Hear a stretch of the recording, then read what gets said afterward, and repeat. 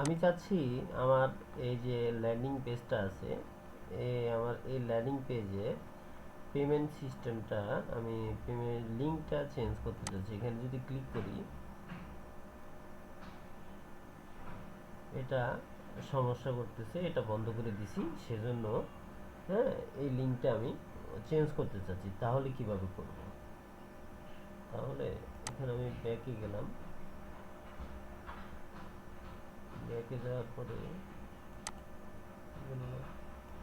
এটা ব্যাকে যাবে না, এটা এখানে, সরি। আচ্ছা, এখান থেকে আমি এখন লিঙ্কটা চেঞ্জ করব কিভাবে? এটা তো আর এখান থেকে চেঞ্জ করা যাবে না, এটা তো আর ওয়েবসাইট থেকেও চেঞ্জ করা যাবে না, এই ব্যাকইন থেকেও চেঞ্জ করা যাবে না, ঠিক আছে? এটা চেঞ্জ করতে হবে সি প্যানেল থেকে। তাহলে আমি সি প্যানেলে যাই। আগে আমি যে লিঙ্কটা দিব সেটা আমি কপি করে নিয়ে আসি। আমি হচ্ছে এই লিঙ্কটা দিব, এই লিঙ্কটা দিব, এটা আমি কপি করে নিয়ে আসলাম। আসার পরে আমার ওয়েবসাইটে আসি, এখানে এখানে দিব। এখানে দেওয়ার কোনো অপশন নাই। আমি যদি ক্লিক করি, এখানে কোনো জায়গায় দেওয়ার অপশন নাই, ঠিক আছে?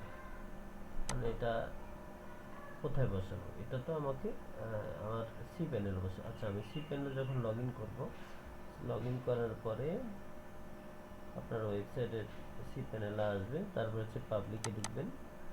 ঢোকার পরে এখান থেকে খুঁজবেন রিসোর্স, এই যে রিসোর্সে যাবেন, তারপরে খুঁজবেন ভিউজ, ভিউজ থেকে পরে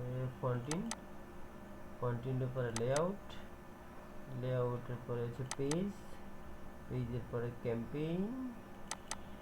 ক্যাম্পেইনে যেটা পাবেন campaign dot blade dot PSP, এটাকে এডিট করবেন। এডিট করার পরে এখানে এখন সার্চ করি বিকাশ, বিকে, এই যেখানে বিকাশ লিঙ্কটা চলে আসছে, এই যে বিকাশ লিঙ্ক, আমি এই লিঙ্কটা শুধু চেঞ্জ করে দিব। এটা আছে দেখেন 4QG717L3। আচ্ছা, এটাকে আমরা চেঞ্জ করে এখন দিচ্ছি 6L1MBI, এটা দিয়েছি। এখন আমি যদি সেভ করে দিই, সেভ করা দেওয়ার পরে যে কনফার্ম করুন, আমি যদি এখানে আসি, এখানে আসার পরে একটু রিলোড দিই। আচ্ছা, রিলোড দেওয়ার পরে আমি যদি এখন এখানে ক্লিক করি, এটা হচ্ছে পেমেন্ট সিস্টেমটা আছে ডিজিটাল প্রোডাক্ট, সেজন্য ফ্রি। তারপর হচ্ছে এখানে যদি আমি কনফার্ম করি,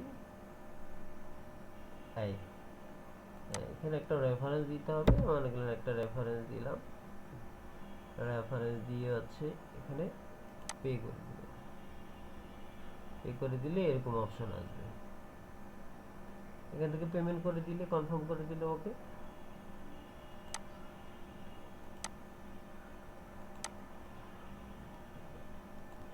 ঠিক আছে, এখন আমাদের পেমেন্ট লিঙ্কটা ক্লিয়ার, ঠিক হয়ে গেছে। আচ্ছা, ভালো থাকবেন, আল্লাহ হাফেজ।